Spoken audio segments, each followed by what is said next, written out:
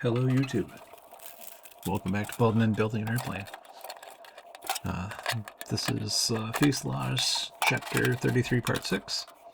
In today's video, now that we've taken 2 hours to put on a couple of Adil clamps on these rudder cables, we're going to finish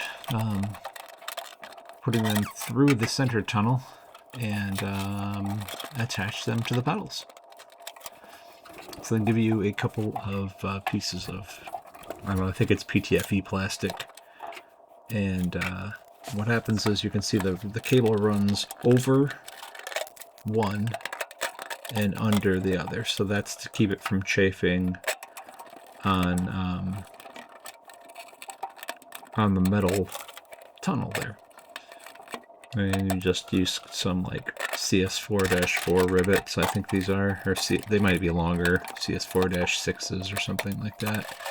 And you put some washers behind them to back them up because they're going against plastic. And it's a relatively simple system. It's kind of funny.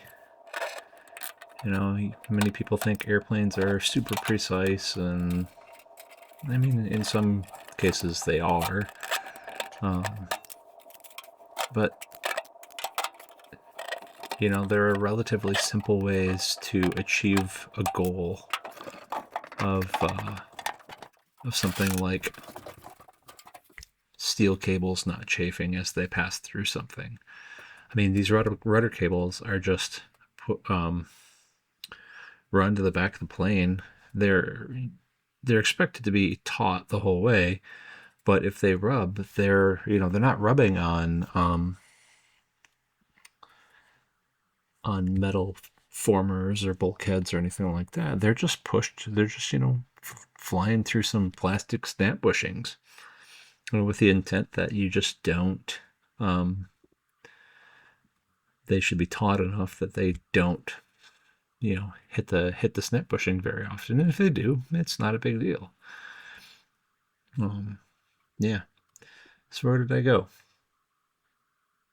Oh, I think I went to go cut up the pieces of metal that we use to attach these to the pedals.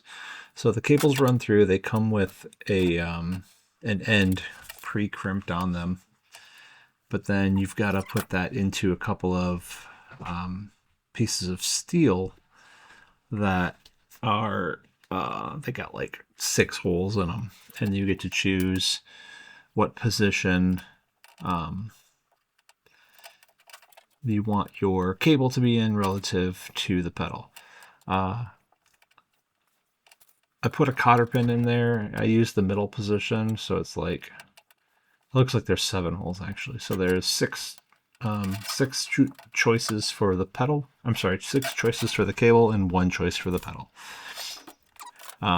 But since I put a cotter pin in there, that just means that I've probably sized them incorrectly, and I'm going to need to take it out later, and the whole panel is going to be in place, and it's going to be a silly mess. But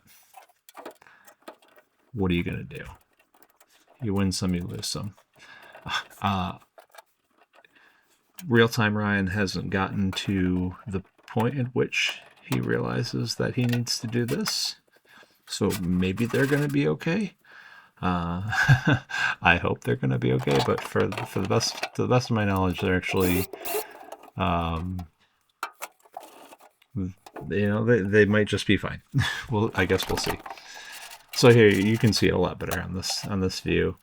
Yeah, you just sort of put some grease on the parts so they don't bind up. Put some AN3 bolts, or those look like about AN3s. No, those look like AN510 screws actually. Yeah, those look like AN510 screws. If I'm not getting my numbers mixed up. Anyway, that's it for this one. Hopefully I don't have to go back in time and change those around to a different setting later on. So come back next time, and we're going to get back to metalwork. I've got some friends that came over for New Year's, and we started working on the front fuselage. Thanks for stopping by. See you next time.